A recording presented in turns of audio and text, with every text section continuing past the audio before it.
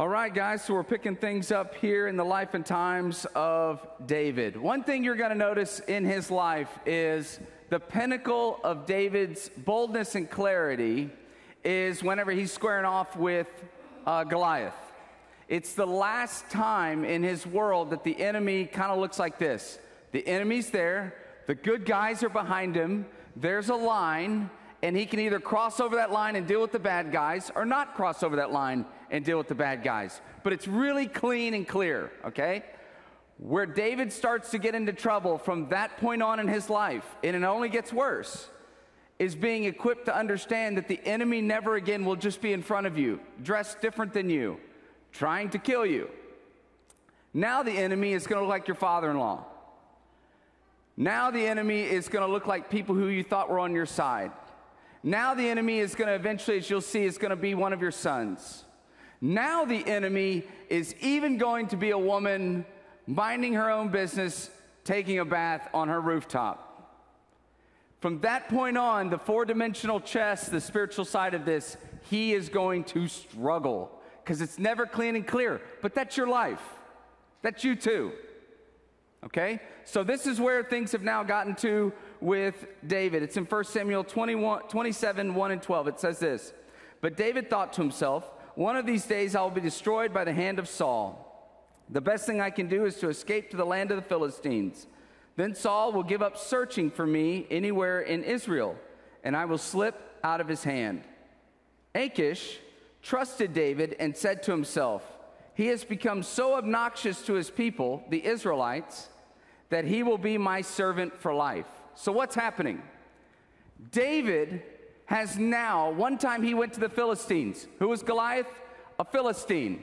The last time, as you recall, he went and saw the Philistines carrying whose sword? Goliath's sword. And he realized, they don't want me here. Shocker, okay? So what did he do? He started to drool down his face and pretend he was a madman, which any of us would do, right? That makes sense. And they went, he's a madman, let him go, okay? Now he's coming back because his father-in-law is still trying to kill him. And now his father-in-law has 3,000 highly trained soldiers. So who knows what the propaganda machine was churning out against David, but lots of people are buying it, okay? And this isn't letting up, so he gets the idea, I'm going to go hide out with the Philistines. Only this time he's got 500 other warriors with him.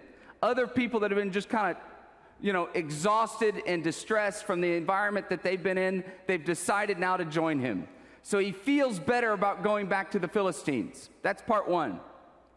Part two is he's telling Achish, the head of the Philistines, that he's leading raiding parties against his own people, the Israelites. That's what he's telling them. And Achish is going, this guy is so obnoxious and so terrible, he's probably going to work for me forever. What David is actually doing is he's leading raiding parties on the outskirts of Israel.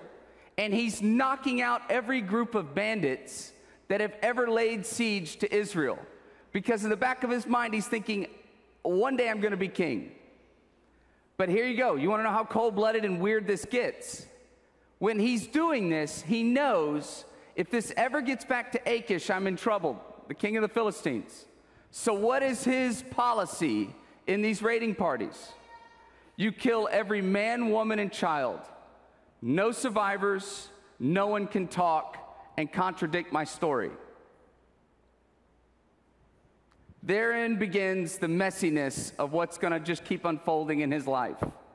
So this is a story he's feeding him. Saul no longer wants to come after him because he's with the enemy, and the enemy thinks he's with them, but he's really not. He's double-crossing them, and no one lives to tell about it and contradict his story. Now, this is David, okay? Meanwhile, everything is coming absolutely unglued for Saul. He's at the tail end of his reign. He can feel that the Spirit of God has left him. And this is a fascinating moment in 1 Samuel 28, 3-20. Follow along. Check it out.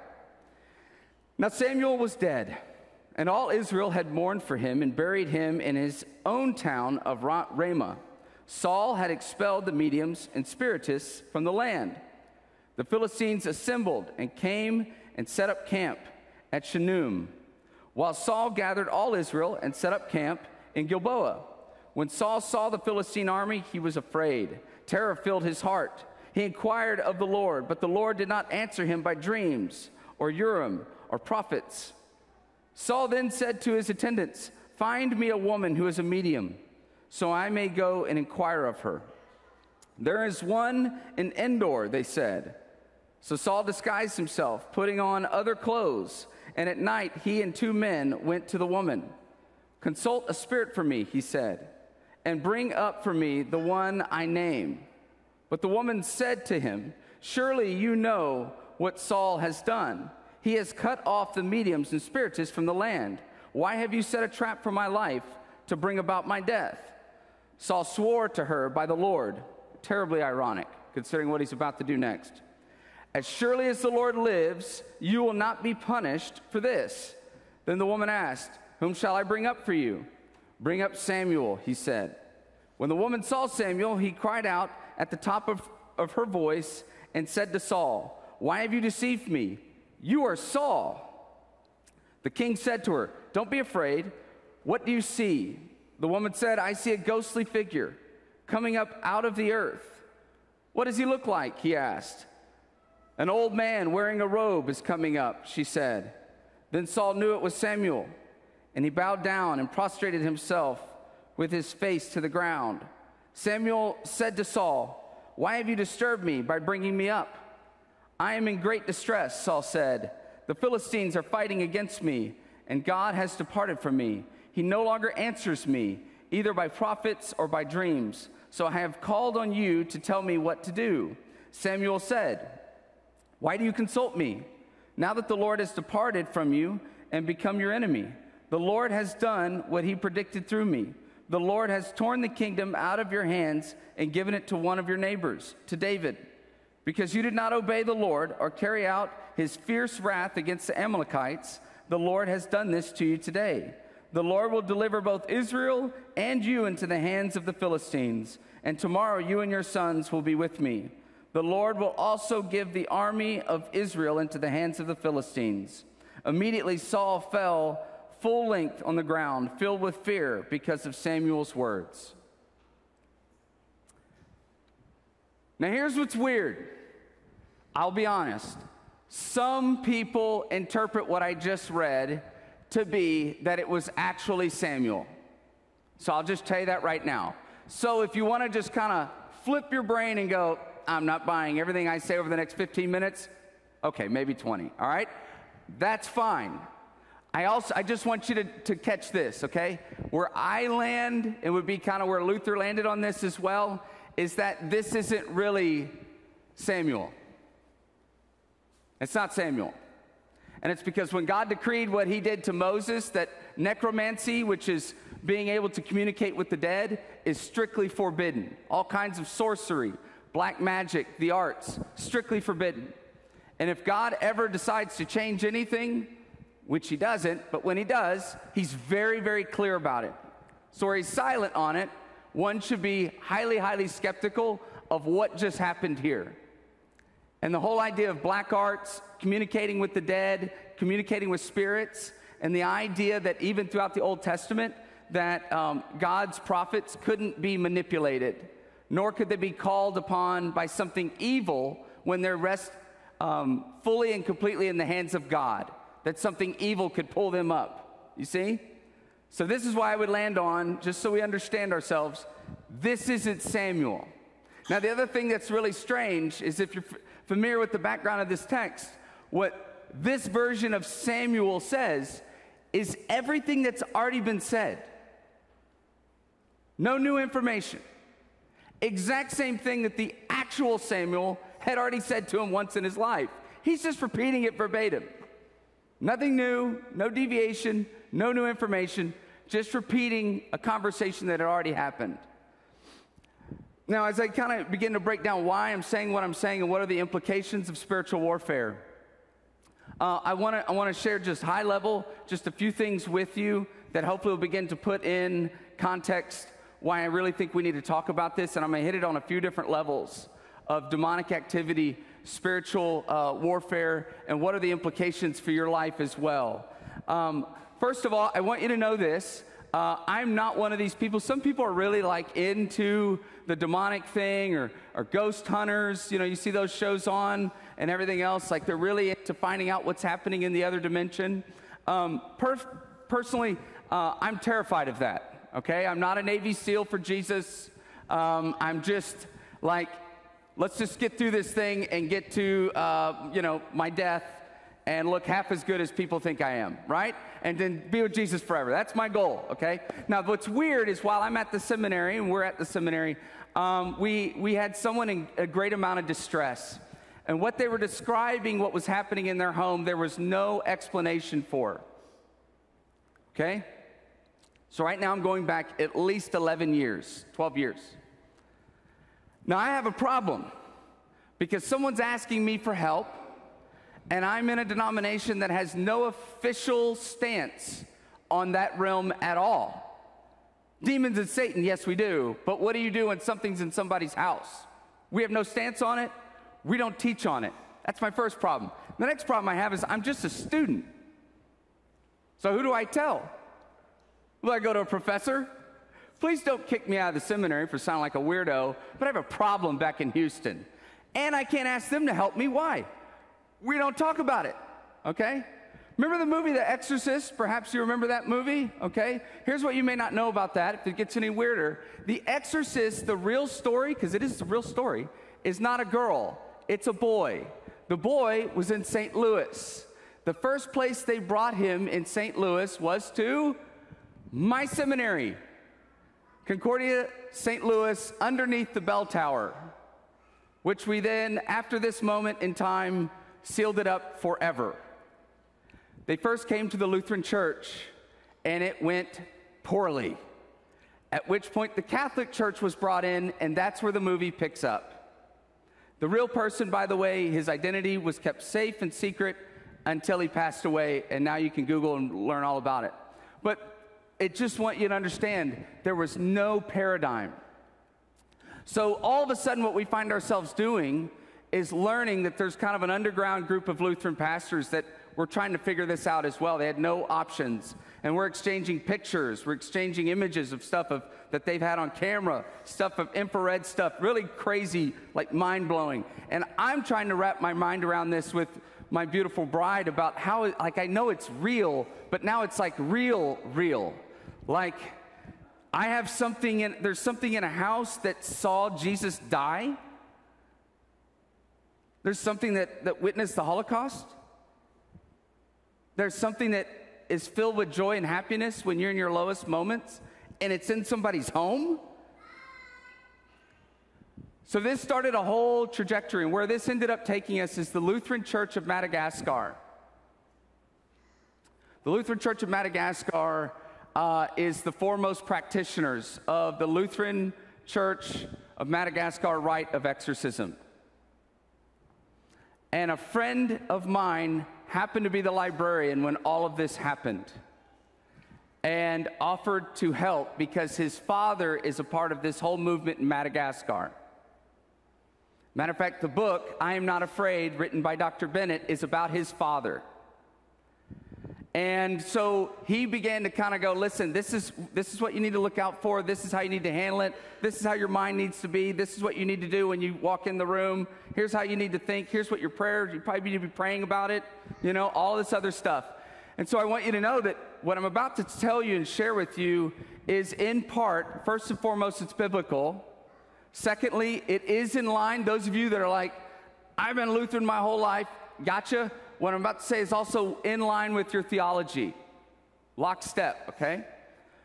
But I want to share with you that it's now the net result of 12 years now of experiences, and I haven't been in one where she wasn't with me. So, surprise, okay? And I also want you to know as we're walking through this, and I mean this, whether you're online or you're here in person, that you don't need to be embarrassed. Most people are if there's something happening in their home and they can't explain it, or with a family member. It is real, it is biblical, and if you need help, that's why we're here, okay? Cool? Okay. So this is what my friend would identify as, his name is Reverend Andre.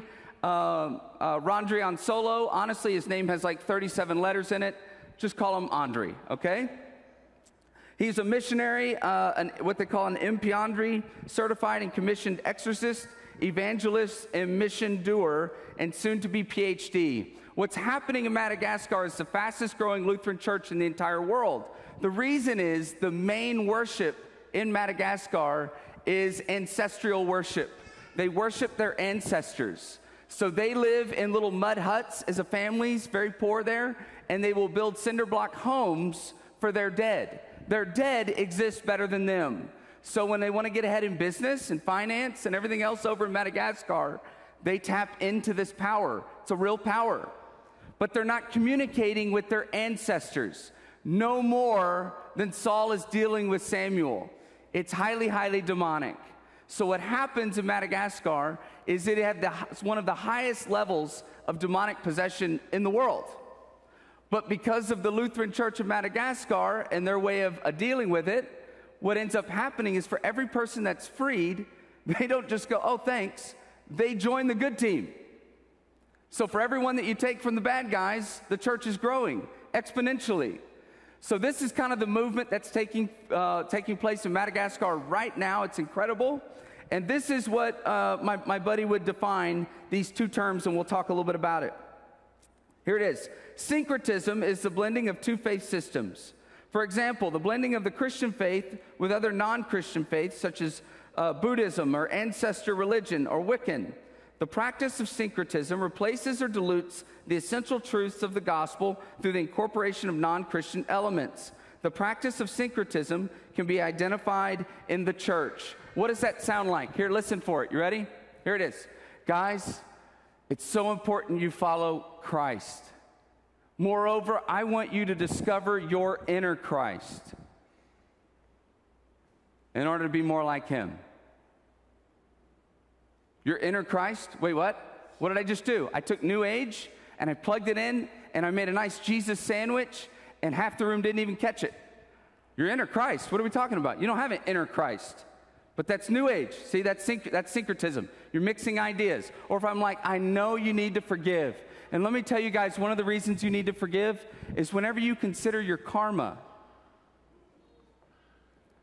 you don't want that to come back on you because Christ set you free from your past. Karma. I don't believe in karma. So see, this is mixing, syncretism. It's mixing ideas in and out to where it's almost indistinguishable, okay? So be mindful of that in your world because it's demonic. Okay? Here's the next one. Split-level Christianity. Here's how you define it. Split-level Christianity is where two distinct faith systems are practiced, but not blended. Rather, they are practiced separately. For example, on Sunday, the family goes to church. They tithe, they worship, they pray. But when the baby becomes sick on Monday, the family goes to the shamans rather than pray or go to God. Another example, when someone is uncertain about the future, he or she goes to palm readers rather than going to God in faith and prayer. Split-level Christianity is probably more common than you may realize. They love their church. They're all about their church. But man, when the heat is turned up and they really want to know what's going on, they'll go another route. They'll go to a palm reader or something to get an answer. That's demonic. Maybe you've had a person come up to you and go, hey, I have a word for you. You got to be careful about this. I have something for you from God to tell you. Have you ever had that happen? I've had it happen. You have no idea how famous I am. I am going to be incredibly wealthy and famous. You just don't know it yet. And you know what I wanted to do when I was told this? You know what the temptation was? Instead of going, where do you want me to go? Where are you going to lead me? It became, tell me more. What was that again? Tell me these details. What just happened? Very subtle. So you got to be very careful when someone tells you this is how this is going to go. Hey, you know what? If it's going to happen that way, just sit back and see. But you don't need more information. I would lovingly keep that at a certain distance, if that makes sense. Why? Because you're letting in something that's going to take your eyes off of Jesus. Here's what you have to know about the demonic, evil, and spiritual world. Jesus wants you to follow him and follow him alone. He's all about identity, identity, identity. but so is Satan. And for them, and this, what's happening for your soul, all Satan cares about is that you look anywhere but Jesus. Jesus wants you to only look to Jesus, and rightfully so. He died for you. Satan, on the other hand, is just like, look anywhere but there. I don't care. And we'll point your eyes and fix your eyes anywhere, okay? So that's a huge difference. Here's another thing to consider when you talk about these other religions, black magic and the arts. They all use common things, normal things. Water with the word. It's just water. With the word, what happens? It's a promise. It's a spiritual tattoo on a heart, on a soul, on a person, right? It's just rocks. And it's just cards with writing and symbols on it. You may call them tarot cards, but they're just cards, paper. It's just a dumb board that they call a Ouija board. That's it. It's just normal stuff. But when you mix that, they all use common elements to lead you down a deep, dark path. Okay? So, syncretism, that's a problem. Listen for that. Split-level Christianity to get your answers. All of these are kind of like, think of a freeway, a spiritual freeway. They're all on-roads, on-ramps to demonic activity. In our experiences, some of the most common themes that show up, if someone has ever been sexually abused, if someone is engaged regularly, let's say in pornography and porn addiction, on-ramps. I mean, the themes are so common. Something that happened in somebody's past that was really, really horrible is an on-ramp. And we're going to talk more about here in a little bit, like how do you deal with what that looks like and feels like. So I'm going to get there more practically, just zeroing down for you here in just a second. Now let's look at this example with Jesus, because I want to give you now kind of another perspective of the spiritual realm. First is just understanding differences, right? Splitting it up, mixing stuff is no good. Talking to the dead is demonic. Your dead family members are dead. They're dead. You're not talking to them. And you go, well, wait, I thought Satan's only supposed to go, raw. Like, no. You know what I think Satan looks like? I think he looks like the most kind, compassionate, well-dressed dude you've ever met. Not till it's too late do you see what a beast he actually is. Guys, if The Exorcist played out all over America and people really saw who Satan was, our churches would be packed. You'd all be here terrified, and man, you'd want to hear more about Jesus and his power. It works like it works in this hemisphere because it's about convincing you it's not real. It's about convincing you it's just kind of a joke. It's about convincing you it's harmless. Over on the other side of the world, why do they have all these crazy things? Because they embrace it. Over there, if you have a woman who has multiple demons within her, like in Africa, do you know what their mindset is culturally? It's like, hey, I got 3 different wives.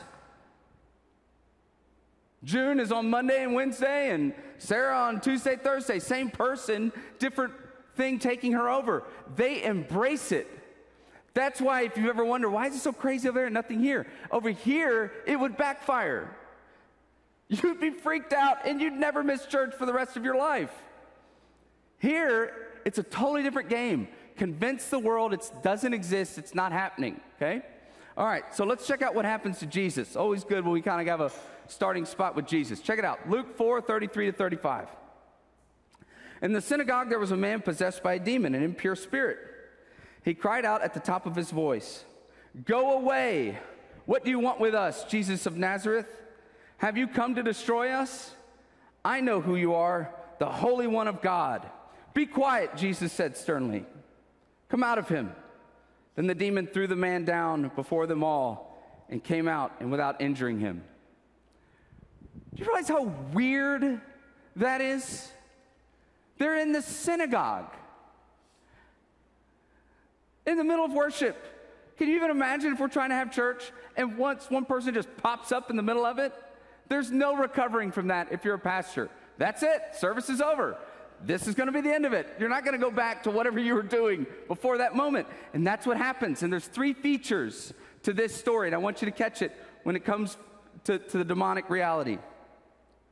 Do you notice where it happens? Number 1, where does it happen? Synagogue. I know culture's telling you there's a safe space and safe spaces. There's no safe space. There's just a safe person named Jesus. That's it. We have an alarm system. We lock the doors. It's brick and mortar, fairly solid, kind of, sort of, okay? It has no problem coming in here. It had no problem sitting in on one of Jesus' readings. That's point 1, okay? Next is, do you notice the name? Jesus of Nazareth.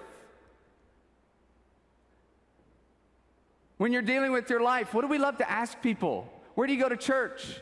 Do you go to church? What about church? Have you ever thought about going to church? Who cares about church? We're here because we need to be together, to encourage each other, to remind each other, hey, look, we all put Jesus on the cross together. It was a group effort. And wow, he forgave all of us. And we're in this together. That's the beauty of the church. Receive the blessings of God and to be comforted that you're in it together. But the church is the thing that we love to talk about. Why? Because we all get tongue-tied because of one name. Because we all know deep down, he splits culture in half. He creates problems for an unbelieving world. His name is Jesus. So if you're going to tell friends and family and community alike, if you're either going to pick the word church or pilgrim, or what's going to come out of your mouth is Jesus, you pick Jesus.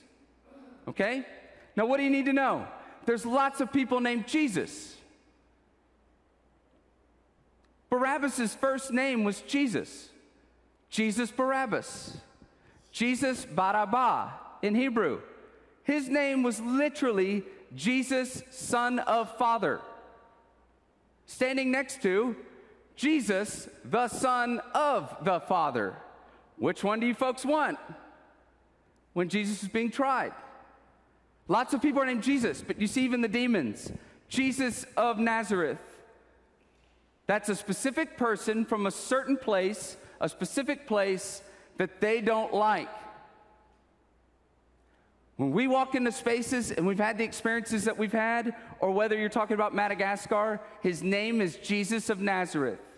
Not just Jesus. There are guys who play baseball named Jesus.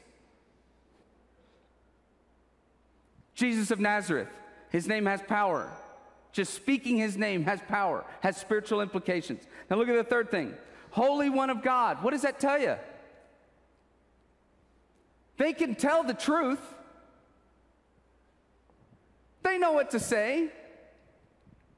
They know the Bible better than you. They lived it. The lie works because it's wrapped in the truth. That's how temptation works. It would never work if someone started out telling you, hey, I'm going to ruin your life. This is a terrible idea, and I'm going to destroy you. You wouldn't take the bite. You got to tell them, this is a great idea. You'll feel better. You have been working so hard. You know, your marriage is on the rocks. She isn't good to you. And you're like, yeah, oh, right on. Absolutely.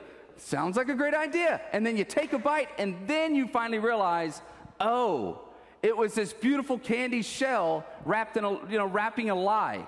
And it's not till you take the bite you know the lie. So what do you know? They even know what to say. Holy One of God, rightly identifying him. And that's how the deception works. Now here's Paul in 2 Corinthians 11:13-15.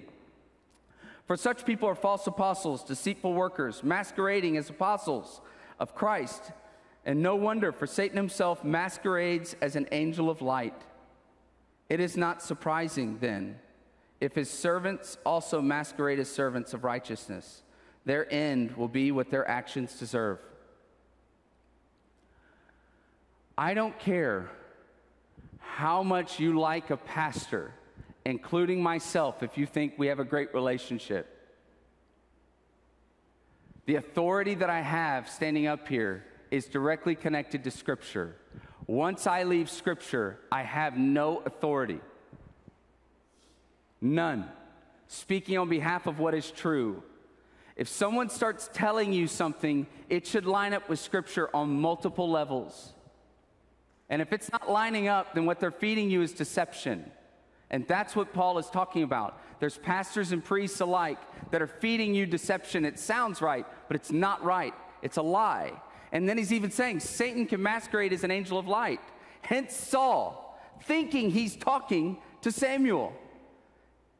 What Paul is alluding to is something can appear before a person and look like a good thing, and it's not. Something can manifest itself in front of someone and look like this great thing, and it's not. And it'll tell you everything about your life because it's got a PhD in you. That's why. And it'll feed you whatever you want to hear to tickle your ears. And he's saying that's deception. So just realize that right now in this room. That's the reality of spiritual warfare, and the reality is to understand that the force that you're dealing with, right? We even learn this in Scripture, how wide, how long, how high, and how deep is the love of Christ Jesus. It's 4 dimensions. What do you live in? Right? You live in 3. So it's a whole other chess match that's happening, that from a human being to what's demonic, you have no chance. You have to have the Spirit of God within you. That's your only fighting shot, is who Jesus is, okay? So here finally, let's check this out. Ephesians 6:12, for our struggle is not against flesh and blood, but against the rulers and against the authorities, against the powers of this dark world, against the spiritual forces of evil in the heavenly realms. I want to take this last segment to hopefully speak really right to your heart and what you may be dealing with this morning. Because the high level stuff is helpful, understanding how it works is helpful, but I want to help you maybe think through, how does Satan and demonic forces give you a foothold? How do they have a foothold in your life? And what does that look like? You know what Luther used to talk about? He used to say that Satan doesn't know your thoughts, right? But we as human beings can allow whatever they fly across our heads to nest in our hair. In other words, he would describe it like you're going about your day and you're living your life in such a way, and all of a sudden, zing, a thought hits you. Have you ever had that happen? And you're sitting there going, I don't even know where that came from. I don't even know what that's about.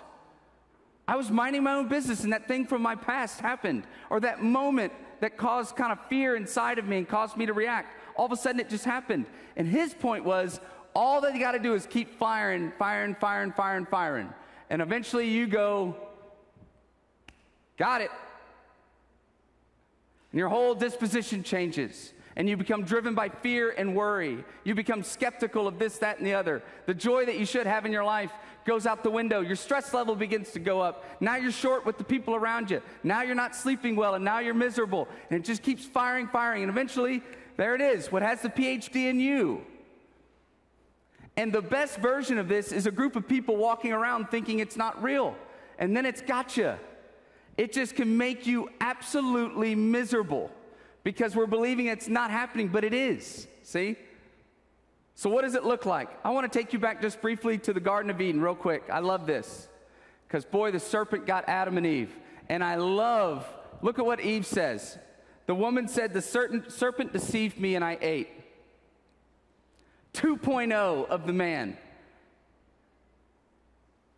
She's the better version of the dude. The dude is the beta model. Woman is 2.0. She's made from better stuff. And she's a lot sharper already from the beginning. Very cunning. What does she do? She finds a way to be the victim. That's Satan. What do you want from me? Right? He deceived me. What a play, right? So we've been victims ever since. Thank you, Eve, right? But look at what Adam does. Look what Adam does. Adam says, the woman you put here with me, she gave me some fruit from the tree and I ate it. I mean, you may think he's a bonehead, but at least he's brutally honest. What is he saying?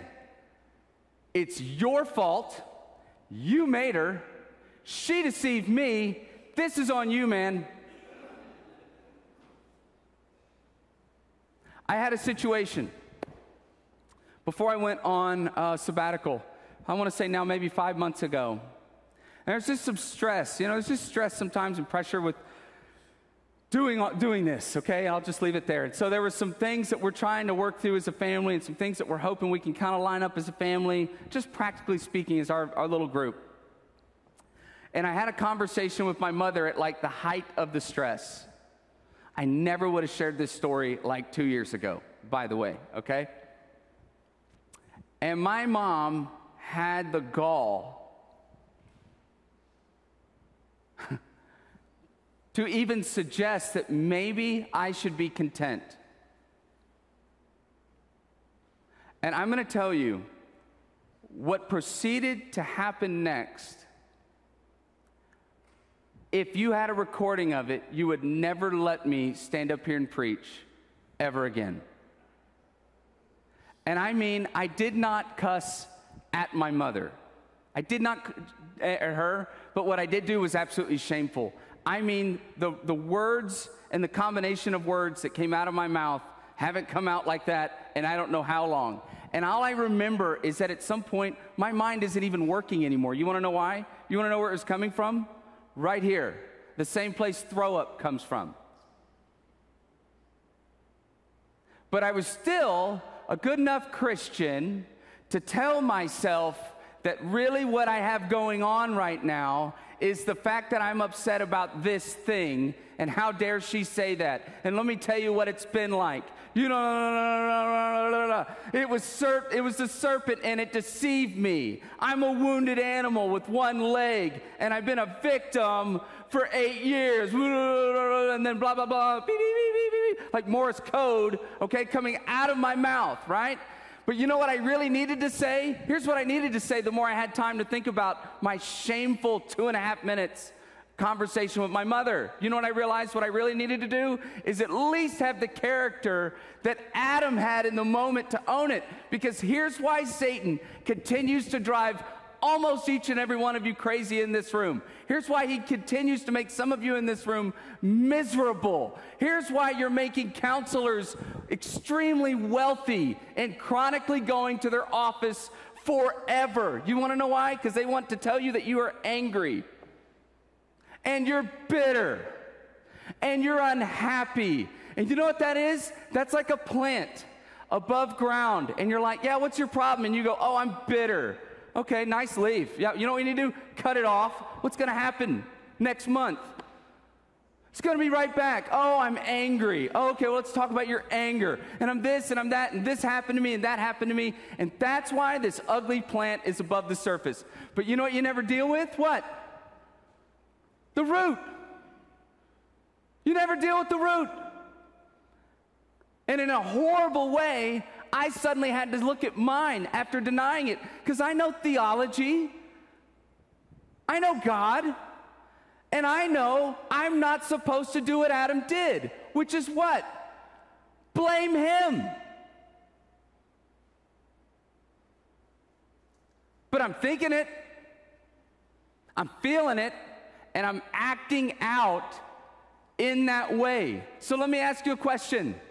If you're in here and you're struggling, and that thing keeps getting into a foothold, have you ever just been honest?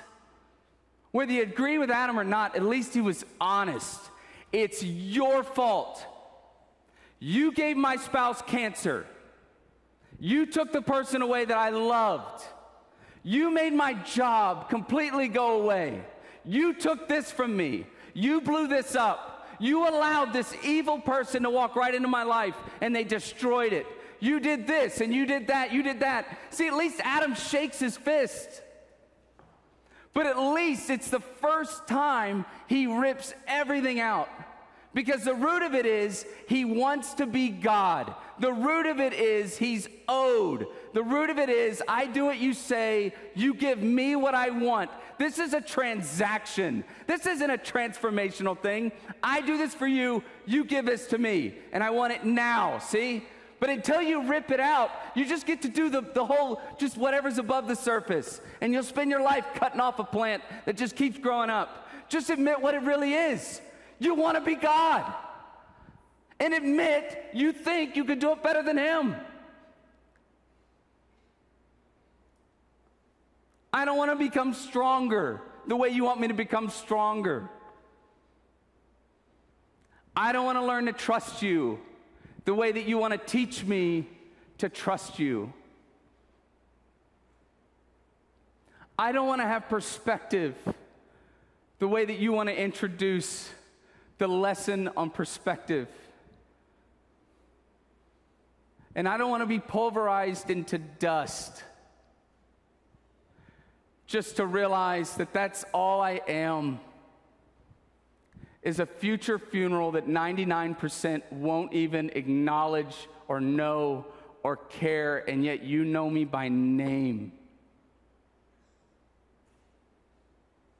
Satan, demonic forces have no answer, rebuttal, when we're just brutally honest before the God of Abraham, Isaac, and Jacob.